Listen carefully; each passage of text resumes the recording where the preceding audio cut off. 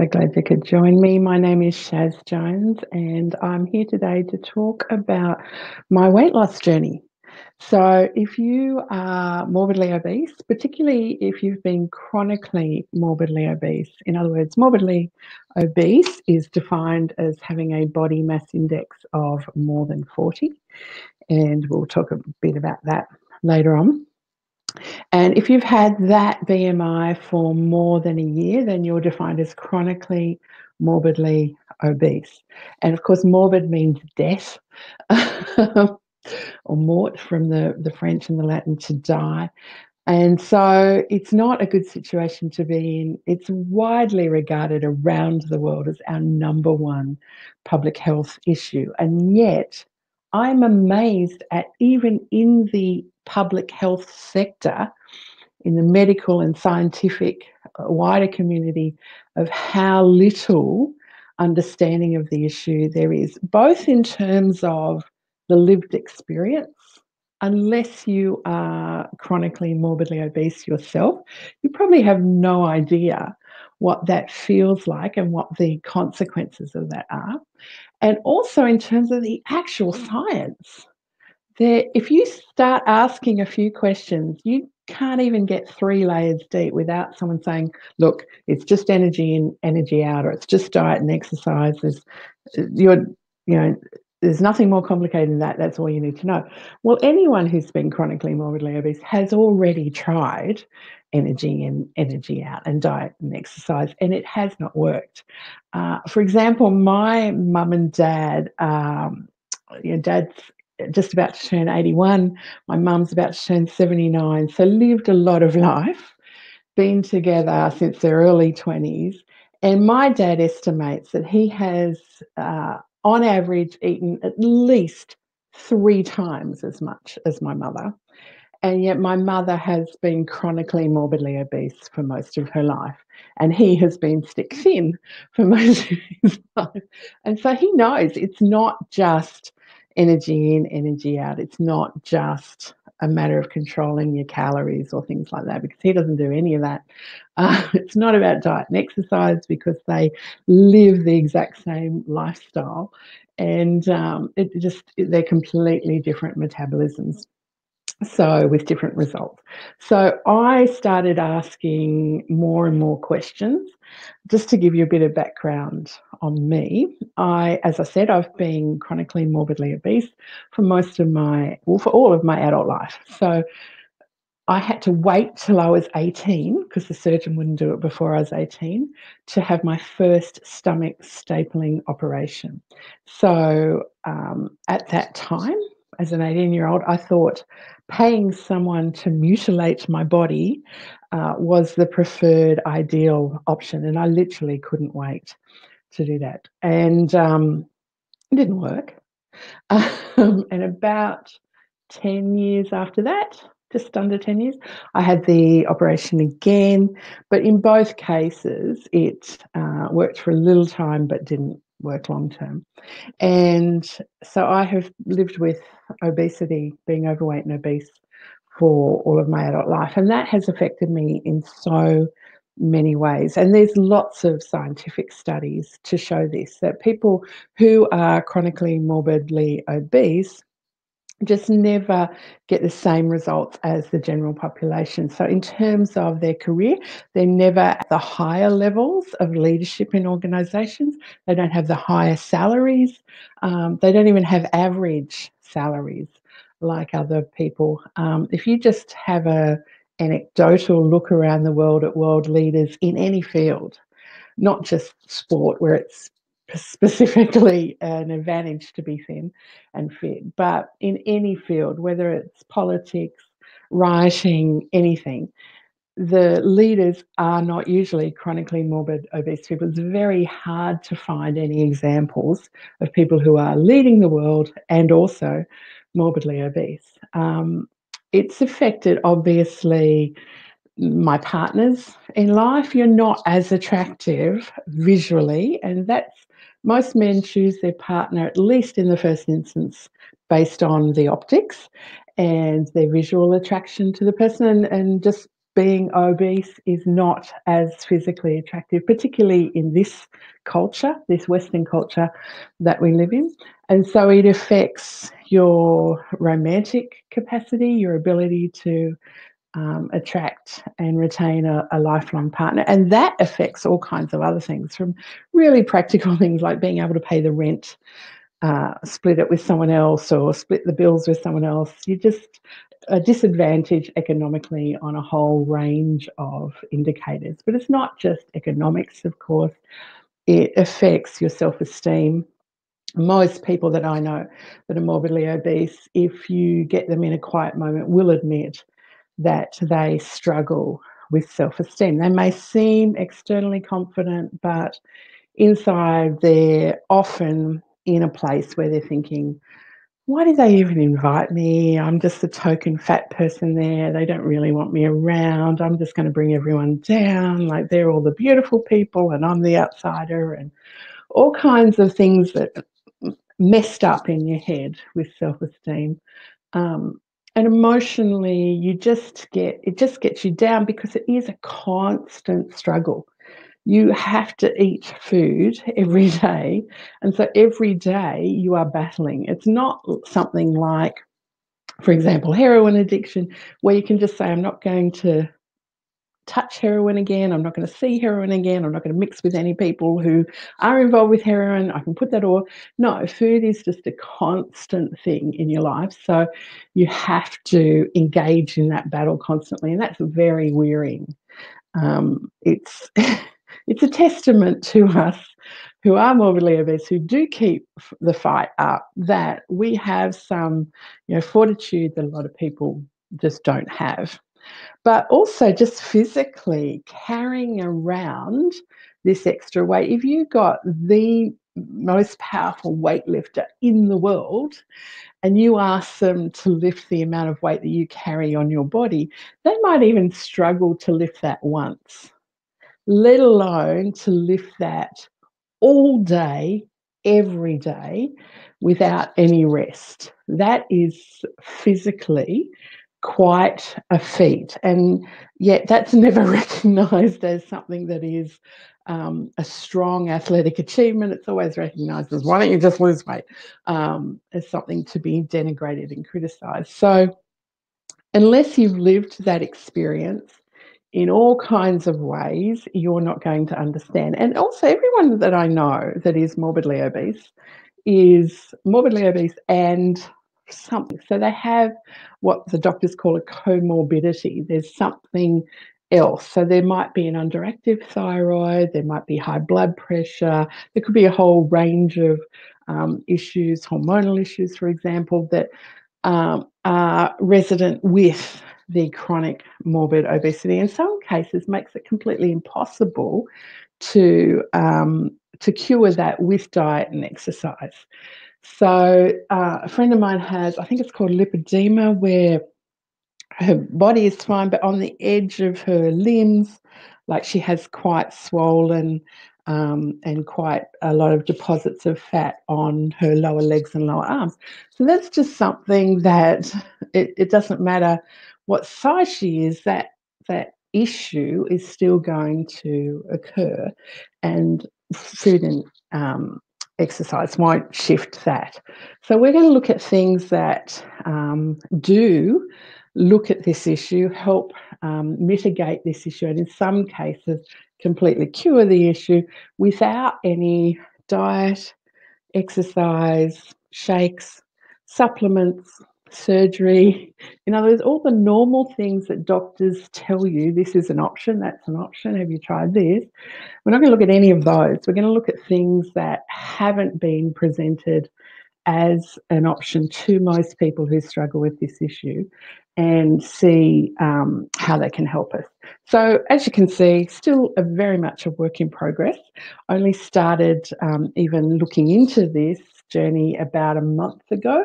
One of my friends on Facebook just posted a thing about a keto diet and had great results on that, and I thought I better check that out. So I started looking And then that got me started looking at a whole range of other things as well. So, as I said, whether you're on keto or paleo or none at all, these are things that aren't diet and exercise related that I hope will help you. So I've got a few notes. This is mainly just to organise me rather than for you to be able to see them. But the first thing I want to do is ask you a question, a simple question. What is heaviest in your body? You know, we talk about weight all the time, but how much have you really thought about weight and about what is carrying the most weight in your body? So I ask people this question lately and they give me all sorts of different answers. So some people might say, oh, I think it's your skin. Some might say it's your fat. Some might say it's your bone or your brain or your heart. Um, all these different answers. And the truth is that none of those answers are correct. So the most heavy item in your body is a little thing called oxygen. So um, if you answered fat, you're sort of right because oxygen is a large component of fat. It's also a large component of protein and of carbohydrates. So those things are heavy mainly because of oxygen. They have carbon in them too, which is heavier than hydrogen, which they also have in them, but mainly because of oxygen. Oxygen is the heaviest thing. So every time you drink a glass of water, of H2O, you are actually adding weight to your body, not because of the H2, not because of the hydrogen, which is incredibly light, but mainly because of the oxygen in that water. And everything in your body, almost everything, is made up of oxygen. It's a really important, heavy part of your body. But because it's invisible, because there's oxygen all around us all the time, we don't tend to think of oxygen as being heavy. So, what I want to do is help you to understand how heavy oxygen is. So, if you have just an ordinary like rubber balloon and it's not blown up yet, I want you to remember how light that is. And then after you've blown it up, I want you to realize that it has space, it has volume, it has shape, and how much heavier that blown up balloon is than just the unblown up balloon because the air is trapped inside it now. Well, that is what is happening inside our body, basically. If you took away all the bits that weren't air, we would be like that deflated little um, balloon before it's blown up. Not very heavy at all, not really much shape at all, really like nothing. The main part of us is that air that's trapped in, that oxygen that's trapped in, and it's heavy. It's really, really heavy. So even in our atmosphere, oxygen is like the third heaviest part of all of the atmosphere. So it's an incredibly heavy part, even though our brains don't tend to recognize that because it's invisible most of the time. So what this means is that when you incorporate more oxygen into your food, if I asked you, which was better for you, like fried eggs or scrambled eggs, and you used exactly the same ingredients. So maybe use some butter in there, and all of that was exactly the same. Which one would be better for you? You go, well, they're the same because they're exactly the same. But scrambled eggs actually has more oxygen in it because when you whisk it up, you're incorporating or trapping more oxygen into that thing. So when you eat it, you're actually eating more oxygen. You're getting more oxygen into your body. It's actually heavier than it would be if it wasn't. So anytime you see some froth or some foam, you're probably dealing with some kind of gas, and in particular, maybe oxygen. So that if you have like an apple, versus a smoothie with apple in it, because you're blending and mixing, it'll be frothy, it'll have more oxygen in it.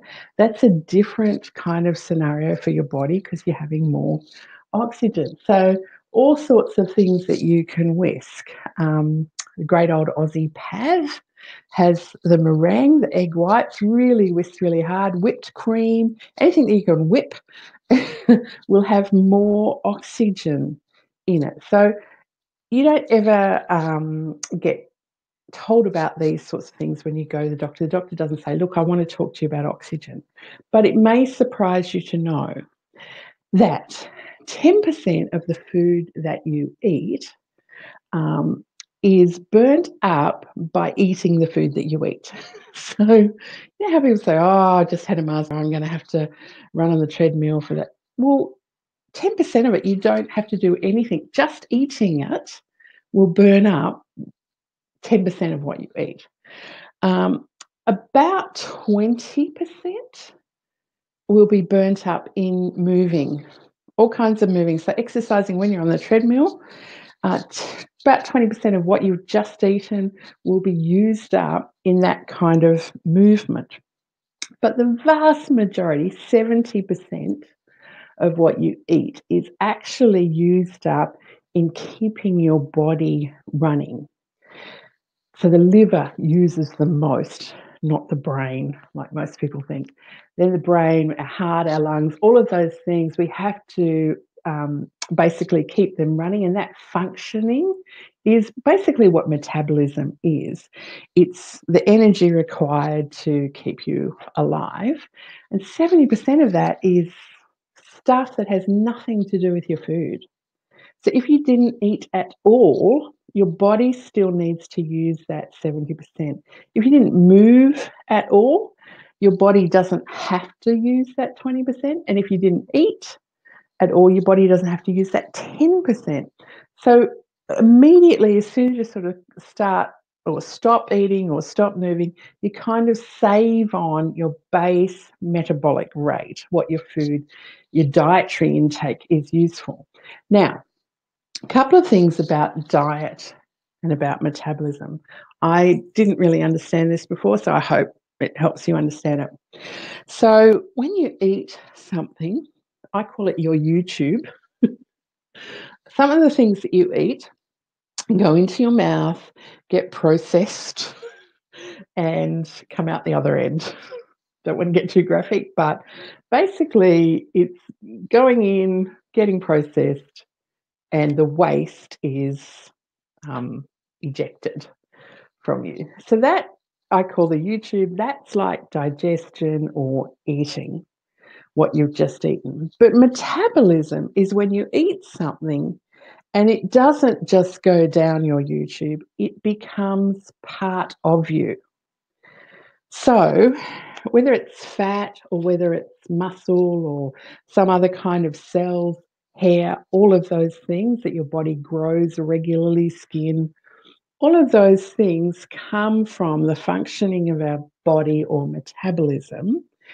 And when food becomes part of us, when we have more than we need to run all of those metabolic processes, our body stores it efficiently so it can use it at a later time. And that storage mechanism is fat. So if your body is not going to use up the energy at the time, it will store it as fat. That means then that the fat that you have in your body is actually perfect for running your body, as opposed to diet, which is in an inefficient form. So if you eat a steak and an orange, your body has to go through all of those processes first, and some of that will just be waste, and then some of it will be available for your body to do all the things it needs to do. But if you use the fat that you already have in your body can get incredibly efficient because it doesn't have to do that digestion process. Basically, the whole YouTube process is completely eliminated. So when you're a high-performing, functional, athletic healthy, fit person, the dietary intake is crucial to your body functioning. And most of the exercise and diet-related advice that you get is about dietary intake. In other words, that YouTube process, that instant, it goes in, something happens, it comes out again kind of process. None of that is useful to you if you are chronically morbidly obese. You already have stored inside your body the most efficient thing that you need to run your body in the form of fat, which is just hydrogen, carbohydrates, and hydrogen, carbon, and oxygen. Everything that you need to run your body. The only exception are tiny micronutrients like magnesium and zinc and salt, sodium, potassium. You might have to give a bit of boost in vitamin C. Tiny little micronutrients, not macronutrients, not protein, carbohydrates, all of those things.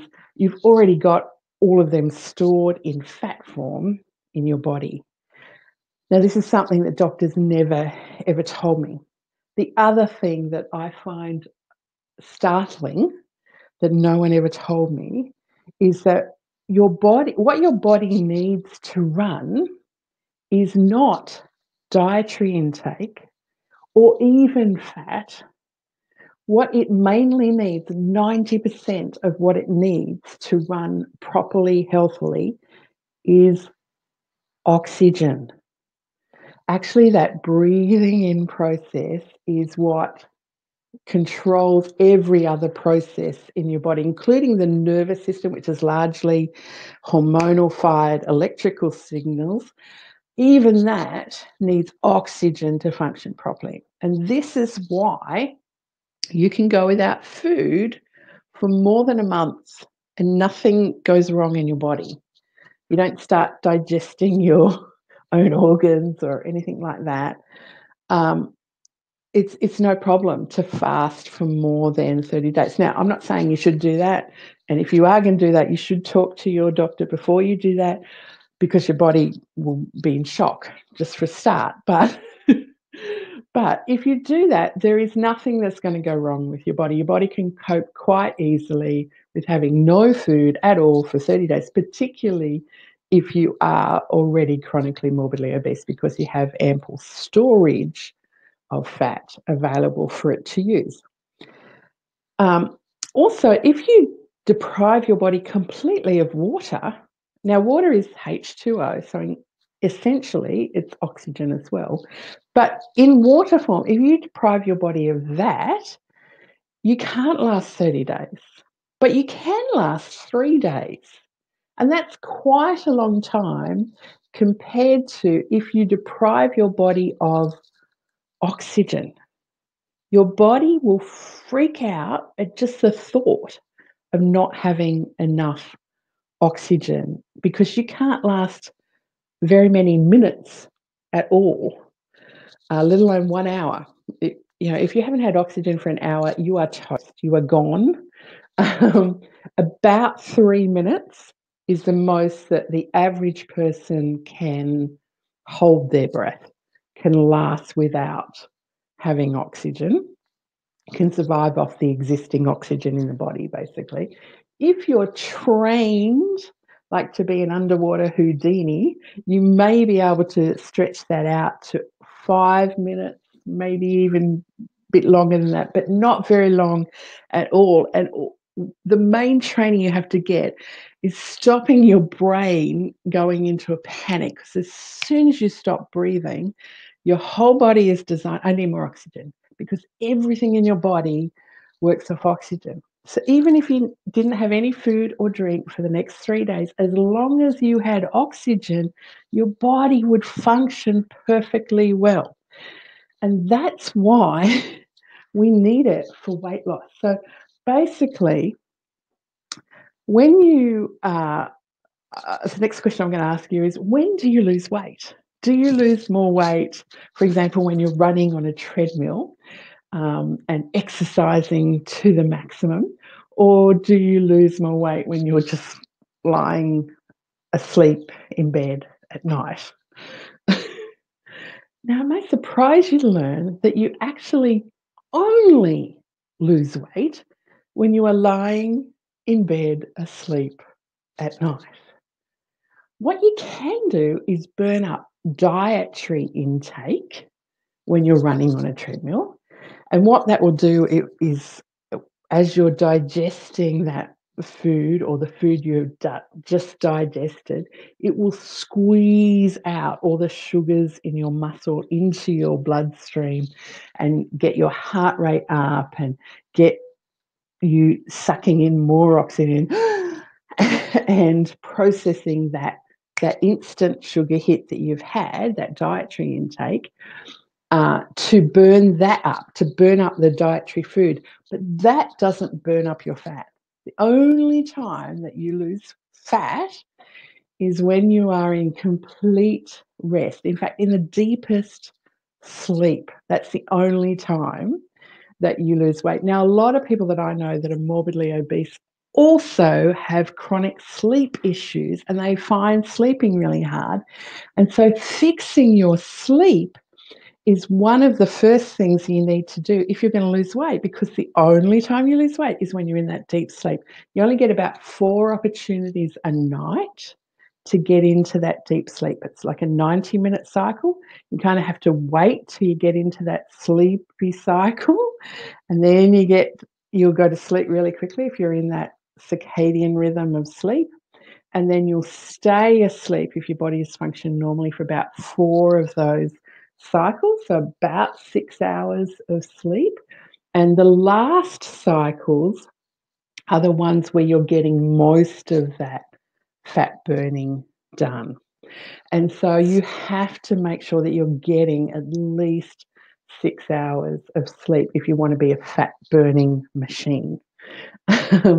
So the only time that you can actually lose weight is when there is an absence, complete absence of 2 things. One thing is digestion.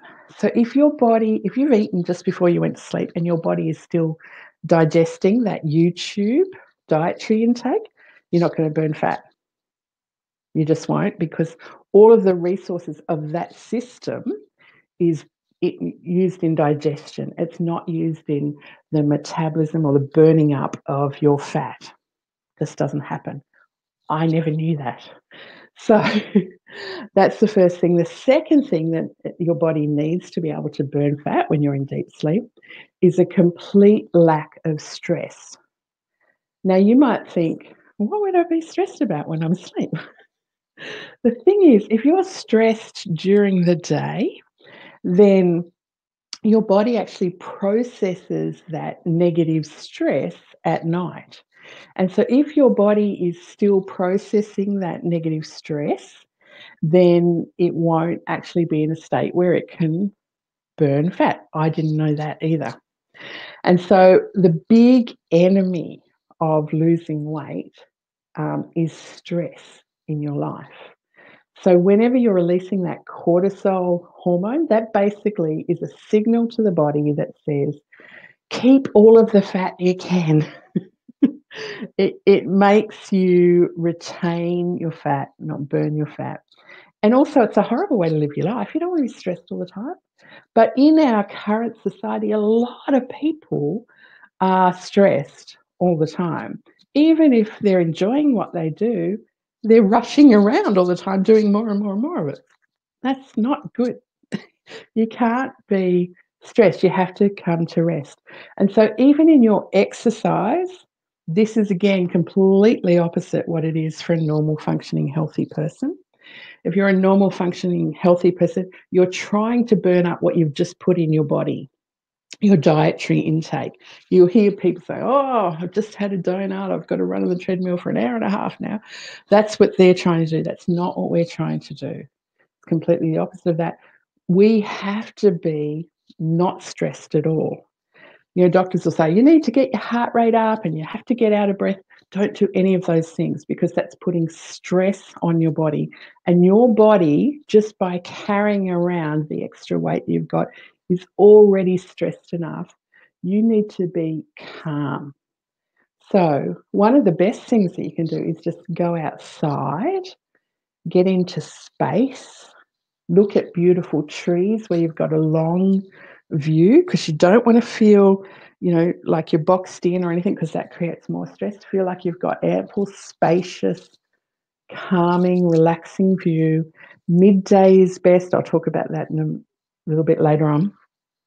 And go for a gentle walk. Okay.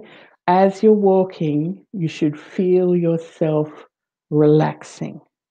None of this stress kind of things that young, fit, athletic kind of people do to burn up their dietary intake. We're doing the stress-free, no cortisol, get our body into that state where it can tonight be a fat burning machine. So you want to kind of loosen up that fat in a very stress-free way with a short, calming, relaxing midday walk. So I didn't know that either. I always thought that the advice of exercise, get your heart rate up. In fact, my doctor just last month, I went to the doctor and I told her that I'm doing these walks, and she said, that doesn't count. I was just like, you don't even know what you're talking about. And then she started telling me how many of her clients were overweight and obese. And I'm like, of course, because you're giving them bad advice. I didn't say that, but she is. And again, if your body's already functioning and skinny and healthy, yes, great advice, but just not for chronically morbidly obese people. Okay, let's move on. So I said that I would mention a bit about sunshine later. So I want to introduce this concept of reverse photosynthesis. So if you can remember back to when you're in year 4 or year 5, you're probably around 10 or 11, you would have learnt about the way that trees make their own food.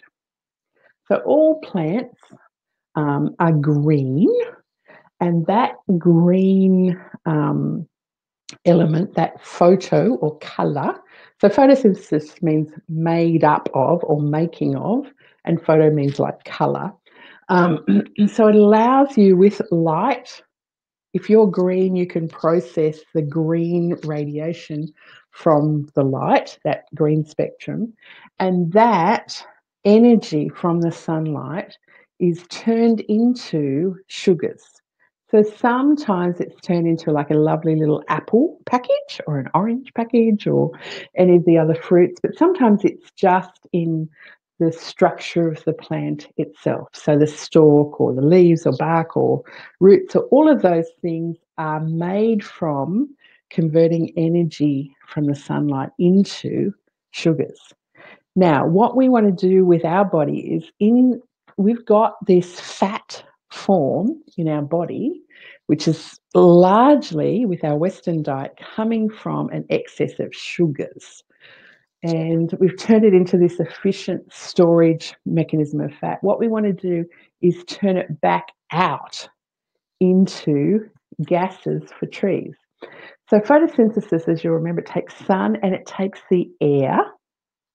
In the plant's case, it's carbon dioxide, and they turn that carbon dioxide into sugars and oxygen. They breathe out oxygen, and then we breathe the oxygen in and reverse the process and breathe carbon dioxide out. So the trees are giving to us and we're giving to the trees, and it's a symbiotic relationship, which is great. So what we want to do is to reverse that process. To do that, we have to get out into the sunshine. Now, I'm about to share with you something that is going to blow your socks off. So if you're not sitting down, probably sit down. When I started researching this, I spoke to all sorts of different scientists in Australia, and I also researched different scientists overseas. So I found scientists in like Denmark who were taking plants, biomass, and turning that into fuel by using reverse photosynthesis. And they did it by going into the lab, and they would put this in a test tube, and the process that they put it through to get that energy out again would take weeks, if not a month, in the lab. What they found was when they took that same test tube outside and just put it in the sunlight, it only took 5 minutes. So it rapidly increased the rate of reaction when they took it outside. Now, there's also scientists in Australia doing a similar thing, but just taking sunshine and water, so not biomass, just fuel from sunshine and water, and using a catalyst like they were using copper originally, but nickel is cheaper and does just as good a job. So different catalysts to kick off the reaction that, again, unlocks this energy that they can use as fuel. Now, we've already got the fuel. We're trying to get it out of us. But both of those reactions are concerned with gases. And all of our diet is just solids and liquids. But when you understand how we lose our weight, the first thing is like, well, what about the gases? That's why I talk to you so much about oxygen, because it's all gas. So plants, they take gas from the air in and they make sugars and then they expel gas. And we basically do the opposite. We take in the oxygen, we process some sugars, either creating them and storing them as fat or burning them and releasing them as carbon dioxide. Now, that's exactly how you lose weight. I don't know if you know how you lose weight, but basically, I heard a comedian once say, I went to the toilet and I lost 10 kilos, which is gross, but it's also completely inaccurate. Because that, again, that waste product is just from your dietary YouTube. It's not how you lose weight. That dietary stuff never became part of you. It never was your weight. It never was your fat. You didn't lose weight when you did that. To burn the fat, to lose the fat, you actually breathe it out in two forms, in carbon dioxide and in water. So when you breathe it out, that's when you lose it. And that's why you can do it and why you do it when you're asleep, when you're in your deepest sleep with the deepest breathing, you are actually losing weight at that time when you're not stressed. So I spoke to a scientist in Canberra at the Australian National University, and she put me on to another scientist in Perth at the Telethon Institute who was actively researching some of the areas that I had discovered, hadn't even thought about researching other areas, and some of the areas she tried to research but hadn't got any funding for yet, but will be in the coming years.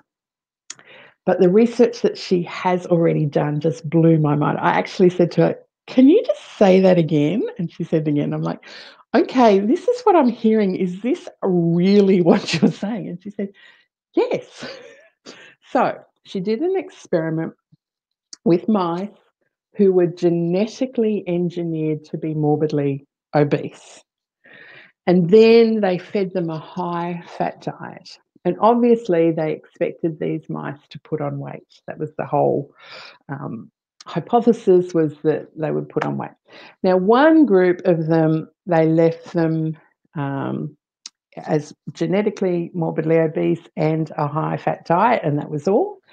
The other group, they had them genetically morbidly obese and a high-fat diet, and they put them out into the sunshine for 5 minutes a day at midday, twice a week for 12 weeks.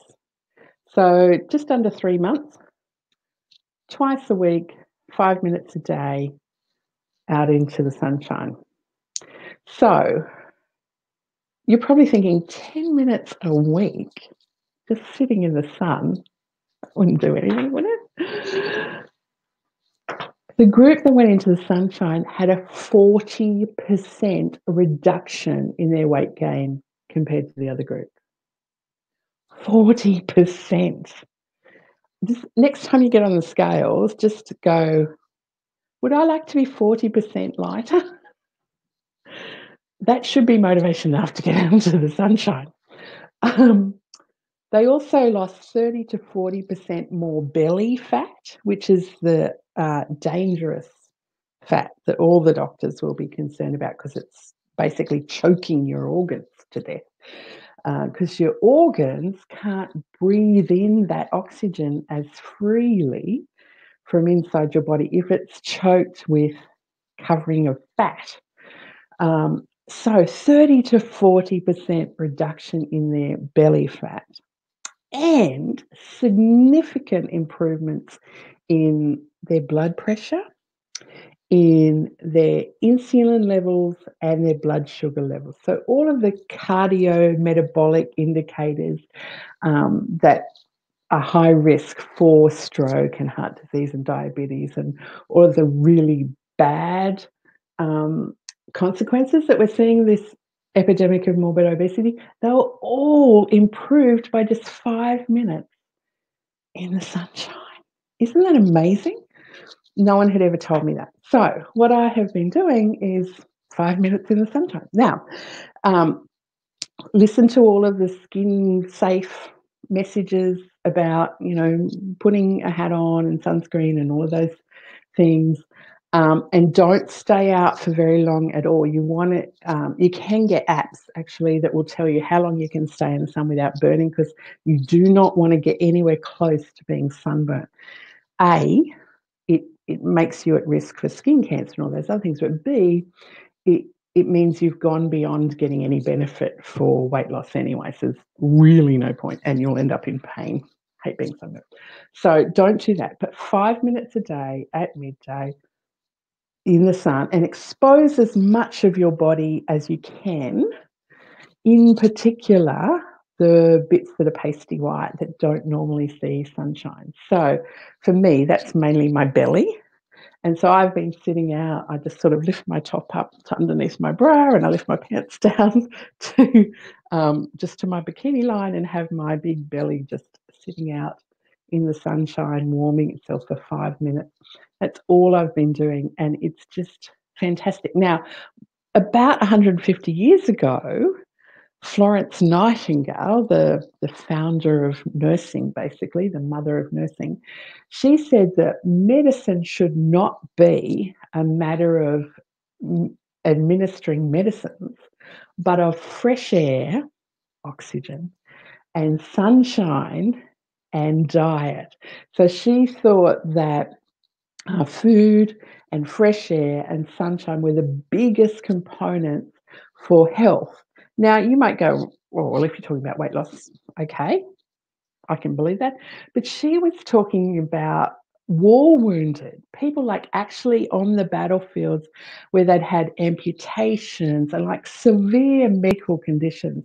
She would take their beds out and invented sunbathing basically as like a disinfectant. She thought it was, that was the healing power to help heal their surgical wounds.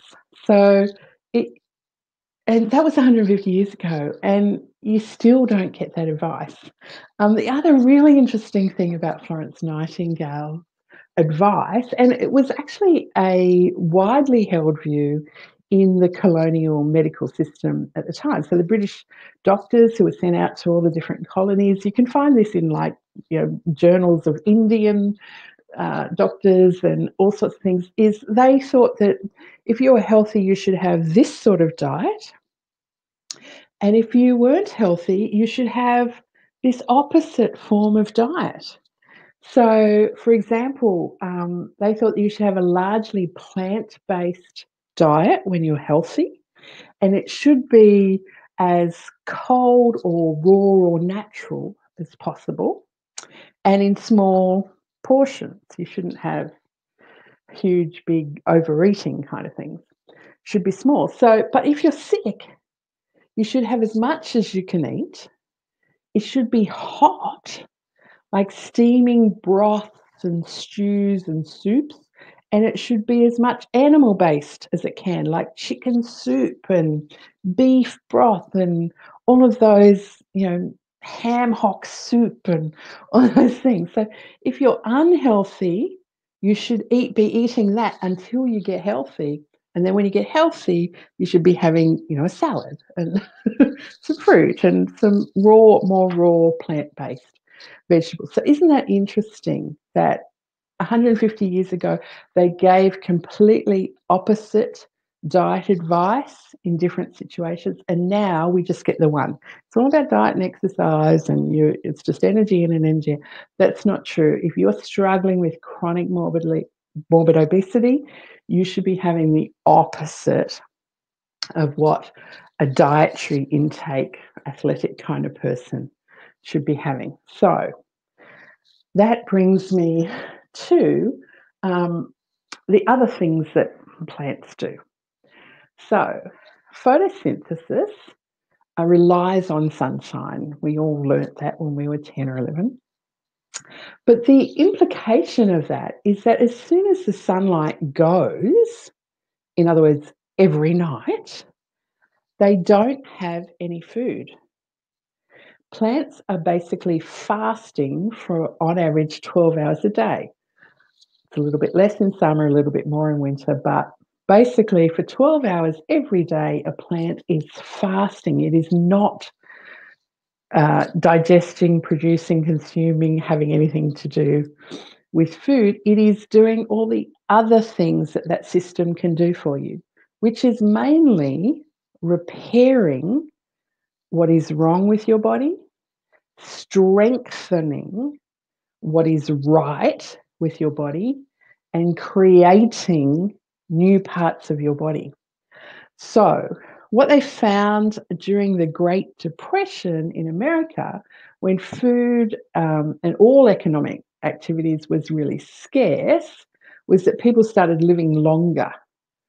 And when they studied this, they found that after 3 days of fasting, your body starts producing new brain cells and recreating and strengthening and nourishing the things that it needs to have for good health and repairing the things that it doesn't need. So, so basically, if you fast for 3 days, on the fourth night, you will start seeing new brain cells done. But way before that, like even if you fast for just 12 hours every day, you give your body a chance to properly metabolize the things that it's taking in. So what I realized was that for years, because I basically would graze all the time, just not eating a lot compared to what other people ate. I saw, big men would sit down and eat a lot of food all at once. And I was like, they were like, I had small meals, but I'd be basically eating all the time. My body never got a rest from digestion. And so therefore, it's kind of like if you had a tube of food and like if someone was putting food in your mouth and you hadn't stopped eating before they put the rest of the food in, you'd be going, hang on a minute, I haven't finished this. But if they kept putting it in, you'd have to just swallow it without finish chewing it. You'd have to just kind of push it down further down the digestion process, even though you hadn't finished the first step of it. And that's what had been happening to my body for years. And so, again, this is a bit graphic, but I hope it helps. I had a lot more waste product than I should have because my body just couldn't metabolize quick enough because I never stopped giving it the chance to do that. If you stop and allow your body ample time, it will not only metabolize correctly and get all of those nutrients and everything out of it, so you will notice a reduction in the waste products that your body is producing. You'll poo less. But also, it will start repairing the things in your body that are wrong. So I noticed so many different changes in my body really, really quickly. Like by day 5, I noticed that my skin, which had been getting really, really dry, and my eyes kept getting really itchy because my skin was really dry. All of that, it felt like soft as a baby's bottom again. It was really weird. My hair changed. I started getting a jawline where I just had fat. You can still see I've just got fat here and here, but everywhere else I've got a bit of a jawline now. My knees and my ankles had been really sore for a long time, and I felt my whole body was kind of out of alignment for a long time. All changed. It was just miraculous, the kind of difference. I started sleeping a lot better, and I started waking up naturally, and this is the big shock to everyone in my family, anyone who's ever sort of spent a night overnight with me, like on camp or anything. I used to wake up so grumpy in the morning. I was just not a morning person, and I couldn't understand anyone who was. But I started waking up happy and normal. It was really quite amazing. So once you have that same fasting period that plants have, just inter-day fasting, I'm not talking about going on a fast for a month or anything like that. Just stop eating at a certain time and don't start eating again till 12 hours later. So it should include your sleep time as well. Obviously, it should be as long before your sleep time as possible, because then your body will be ready to doing more fat burning. So for me, though, my natural metabolism, as I said, I'm not a morning person, is to eat kind of later. So I'll still be eating at 8 o'clock, sometimes 9 o'clock, but then I won't go to bed till about midnight. So there's at least 3 hours before I get to sleep, and then I'll have my at least 6 hours, hopefully 8 hours of sleep, and then I'll try and push back when I start eating the next morning. And I don't feel hungry in the morning, so I can usually push that back even beyond the 12-hour limit. Sometimes I can go for 14 or even 16 hours sometimes without feeling any hunger at all. The longer you go, the more opportunity the body has to do those three things, to actually repair what's wrong with it, to create what is new and right with it, and also to strengthen what is right with it. Just a quick example. With going to sleep, what's supposed to happen is when you go to sleep is your body produces hormones that signals it's time for you to go to sleep. Now, if you've eaten too recently before you go to sleep, your body is still digesting those things. So if it's fat, your body's only using about 10% of your resources to process that fat, and it doesn't take very long. If it's carbohydrate, it takes a bit longer. So it might be using about 20% as well at its peak. If it's protein, like about 30 or 40% of your body's resources are still trying to process that protein hours later.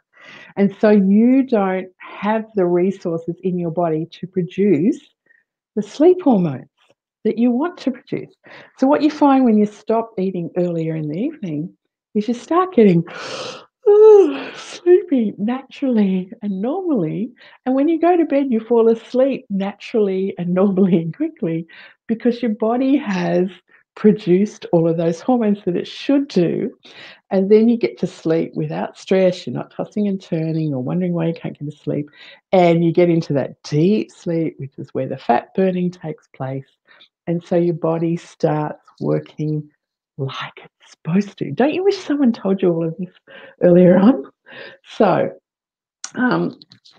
all you're doing basically is, instead of eating as if your body needed fuel, which it doesn't, because it's already got all of this, you start eating to help your body produce signals to do the things that you want to do. So as I mentioned before, your nervous system is a electrical signaling system. The fastest way for me to change your body chemistry is to scare you. And if I can do that, your body chemistry will instantly change. And what that instant change is, similar to stress, because it is the same release of cortisol, that stress, is your digestion function stops immediately. all of the resources that you would have used for digestion go into releasing that cortisol and adrenaline, the stress hormones, so that you can either fight or you can flight. Both of them are stress responses.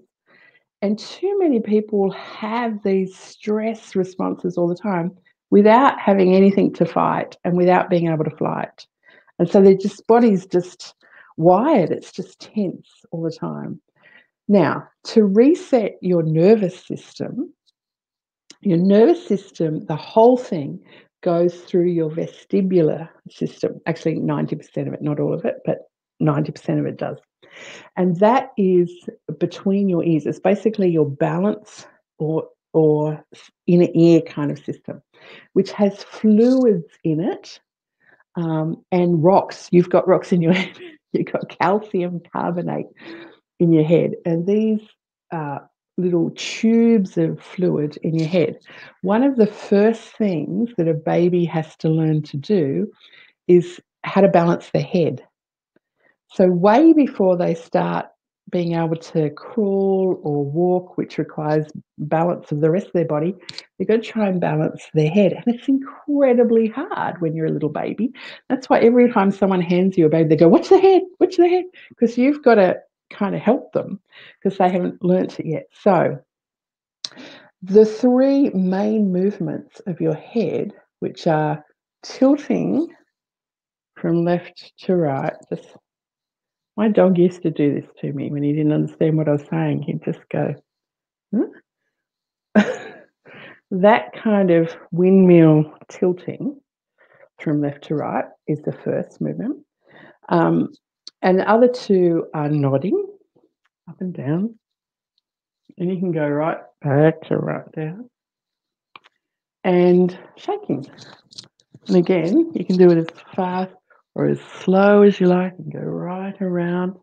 Now, what's likely to happen is you will hear the rocks in your head.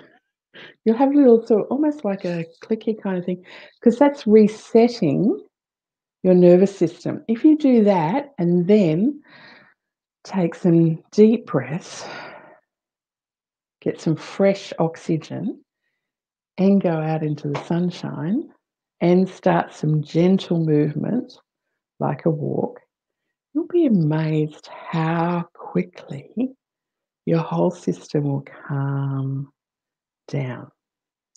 And when you're calm during the day, you'll burn more fat during your sleep at night.